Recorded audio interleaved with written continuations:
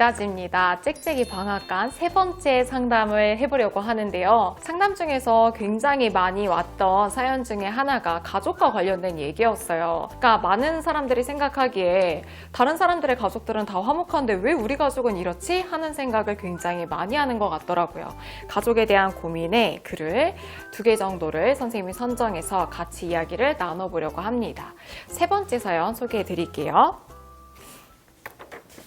가족이랑 사이가 안 좋은 나 비정상인가요? 저는 가족 때문에 정말 우울합니다. 저는 3자매 중 둘째예요. 저는 언니랑 동생한테 특히 상처를 많이 받았어요.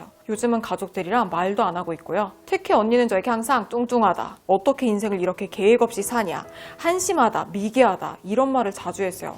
진짜 심한 말이긴 하네요. 그래서 저는 한 번도 자신을 사랑해 본 적이 없는 것 같아요. 가족들이랑 싸우는 게 싫어서 언니랑 싸우면 언니한테 욕먹을 걸 알면서도 철판 깔고 먼저 다가가서 화해하려고 해요. 그럼 또 저에게 친한 척 하지 말래요. 만약에 제가 늘 들었던 말처럼 저는 실패하는 상황이 오게 되는 게 너무 무섭고 슬퍼요. 그리고 이렇게 가족과 문제가 있으면 제 스스로가 인격에 문제가 있는 사람이 아닐까?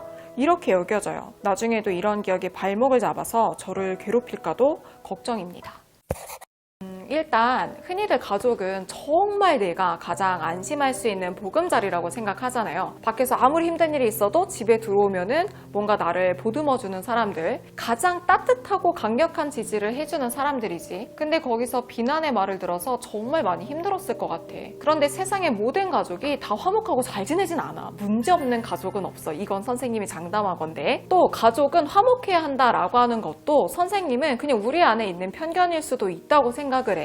또 다른 가족은 안 그러는데 우리 가족만 그래, 내가 문제인가 하는 생각도 갖지 않았으면 좋겠어. 불교에는 2번째 화살을 맞지 말라는 말이 있거든. 그러니까 누군가 나한테 미개하다라고 말을 하잖아. 그러면은 나의 어떤 부분이 미개해 보였지? 내가 잘못인가? 라고 생각하는 게 바로 2번째 화살이야. 미개하다라고 하는 말을, 그 잘못된 말을 사용한 그 사람의 문제이지 내 문제가 아니라는 거야. 왜 남의 문제를 나의 문제로 떠안아? 문제의 원인을 다 자기 자신한테 찾는 건 정말 위험한 일이거든. 그리고 똑같은 경험을 해도 다 다른 삶을 살고 있는 사람들이 많아. 선생님도 어린 시절에 경제적으로 풍족하지 않았고 사교육을 받기 힘든, 아예 힘든 상황이었지만 3남매가 다 다른 모습으로 자라났거든. 왜 그럴까? 정말 인생은 자기의 선택의 연속이거든. 그래서 짹짹이는 내가 바꿀 수 있는 영역이랑 바꿀 수 없는 영역에 집중을 해서 분리를 해봐야 될 것 같아. 공격적인 언니나 화목하지 못한 가정은 너가 선택하거나 바꿀 수 있는 문제가 아니잖아. 내가 어찌할 수 없고 가족은 내가 태어나기도 전에 이미 나에게 주어진 그런 환경이니까. 더 큰 문제는 앞으로 다시 살아갈 힘을 내야 할 때 자꾸 가족을 탓하면서 그 자리에 주저앉게 될 수 있다는 거야. 아마도 짹짹이에게는 막말하는 가족이었을 거야.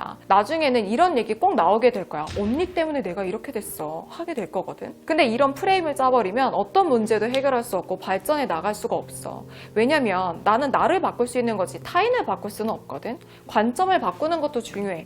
막말하는 언니가 너무 미워. 근데 이렇게 한번 생각해봐. 막말하는 언니 때문에 내가 좀 더 열심히 공부할 수 있었고 나를 발전시키는 계기가 될 수도 있었다 라고 생각을 좀 해보면서 상황을 좋게 해석해 보려고 하는 것도 필요할 것 같아. 선생님은 되게 힘들 때마다 항상 하는 생각이 좀 전에 말했던 거거든. 내가 바꿀 수 있는 영역에 집중해야 돼. 내가 바꿀 수 없는 영역에 집착하다 보면 더욱더 마음이 병들게 되어 있어. 오늘은 전체를 다 가족으로 짜봐서 오늘 2번째로 소개해주는 사연도 가족과 관련된 사연이야. 선생님이 소개를 해줄게.